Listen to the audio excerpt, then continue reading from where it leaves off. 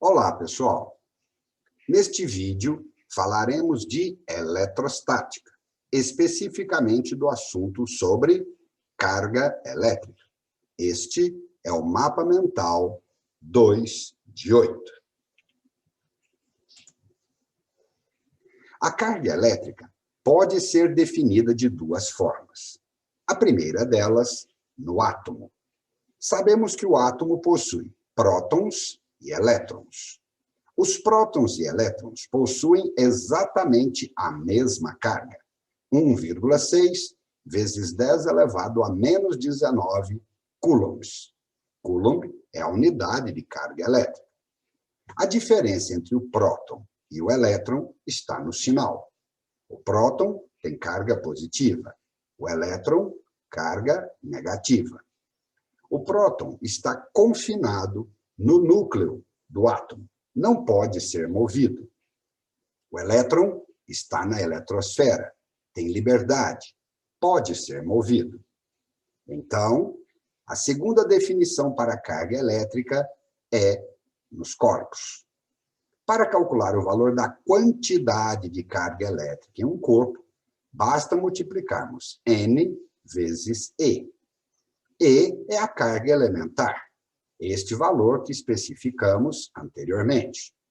N é a diferença entre o número de prótons e o número de elétrons. Elétrons podem ser acrescentados ou podem ser retirados de um corpo. Especificando melhor a carga elétrica dos corpos. Quando retiramos elétrons de um corpo, ocorre excesso de cargas positivas em relação às negativas. Quando acrescentamos elétrons a um corpo, ocorre excesso de cargas negativas em relação às positivas. Este corpo, então, apresenta-se externamente eletrizado positivamente. O segundo corpo apresenta-se externamente eletrizado negativamente. Definimos dois princípios importantes para as cargas elétricas. O primeiro deles é o princípio da atração e repulsão. Cargas elétricas de mesmo sinal se repelem. Cargas elétricas de sinais contrários se atraem. Segundo princípio, da conservação das cargas. Num sistema isolado, onde não existe perda de cargas elétricas, quando eu possuo dois corpos com cargas elétricas diferentes, e por alguma razão esses corpos trocam as cargas elétricas, a soma das cargas elétricas antes do fenômeno é igual à soma das cargas elétricas depois do fenômeno. Este é o princípio de conservação das cargas. Existem vários processos ou maneiras para se eletrizar um corpo, para fazer com que ele adquira carga elétrica. O primeiro deles e mais simples é o atrito. Pegamos dois objetos, esfregamos um objeto no outro, provocamos o atrito entre eles e eles trocam cargas de tal maneira.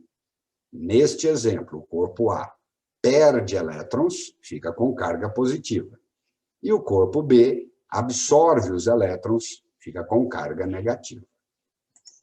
Existe uma tabela que se chama série triboelétrica, uma relação de materiais, substâncias, objetos, colocados e ordenados de tal maneira que o objeto que está mais acima na tabela, quando atritado com o objeto mais abaixo, adquire carga positiva. O objeto mais acima adquire carga positiva e o objeto mais abaixo, carga negativa, caso sejam atritados. Segundo processo de eletrização, contato. Este processo é menos íntimo do que o primeiro. No primeiro, no atrito, esfregamos um corpo no outro. No contato, apenas encostamos um corpo no outro. Se pegarmos um objeto positivo e tocarmos, encostarmos em um corpo neutro, elétrons do corpo B vão fluir para o corpo A. Assim, no final do processo, tanto os corpos A quanto B adquirem o mesmo sinal de carga elétrica. Terceiro processo de eletrização: indução eletrostática. A indução é um processo um pouquinho mais complicado. Não existe contato. Um objeto com carga elétrica é aproximado de um objeto neutro. A aproximação faz com que haja indução de cargas. O primeiro objeto que possui carga é chamado indutor. O segundo objeto, onde as cargas elétricas se dividiram, é o induzido. Cargas elétricas negativas, neste exemplo, são atraídas pelas cargas positivas do objeto A. Cargas elétricas positivas de B são repelidas. O passo seguinte para a indução é ligar o induzido ao solo, à Terra. A Terra é um grande condutor. A Terra cede elétrons para o induzido, eliminando as cargas positivas que estão distantes do corpo A. Assim, sobram só as negativas. Desfazemos o contato com a Terra e separamos os corpos. No final do processo, os sinais das cargas de A e B são opostos. Condutores elétricos são todos os materiais que permitem o movimento ordenado de cargas elétricas. Alguns exemplos: ferro, alumínio, cobre, latão, ouro e metais em geral. Isolantes elétricos não permitem o movimento ordenado de cargas elétricas. Exemplos: vidro, borracha, plástico, água pura, PVC, porcelana ou ar seco. Existem aparelhos que podem detectar a presença de carga elétrica. Esses aparelhos são chamados eletroscópios. O primeiro deles é de pêndulo.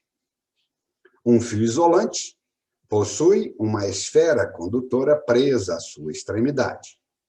Quando aproximamos um objeto eletrizado, ocorre indução. Indução é a separação das cargas do corpo neutro. Essas cargas negativas mais próximas do objeto positivo são atraídas. O pêndulo, então, se desloca. O fato do pêndulo deslocar indica que esse objeto aproximado do pêndulo possui carga elétrica. Não é possível determinar o sinal da carga elétrica com eletroscópio de pêndulo, mas é possível determinar se possui ou não carga elétrica. O segundo tipo de eletroscópio é de folhas. Um objeto condutor, neutro, preso a uma haste condutora e duas folhas na sua extremidade, também condutoras. Quando aproximamos um objeto eletrizado da extremidade do eletroscópio, novamente ocorre indução. As cargas negativas são atraídas por este objeto. Isso faz com que todo eletroscópio, por ser condutor, também divida as cargas. As folhas assumem o mesmo sinal, portanto, se repelem. As folhas se abrirão. Novamente, não é possível determinar o sinal da carga do objeto que foi aproximado, mas é possível determinar se esse objeto está ou não eletrizado. Se aproximamos o objeto do eletroscópio e as folhas se movem, esse objeto está eletrizado. Muito bem, pessoal. Encerramos o mapa mental 2 de 8 sobre carga elétrica no assunto de eletrostática. Um abraço.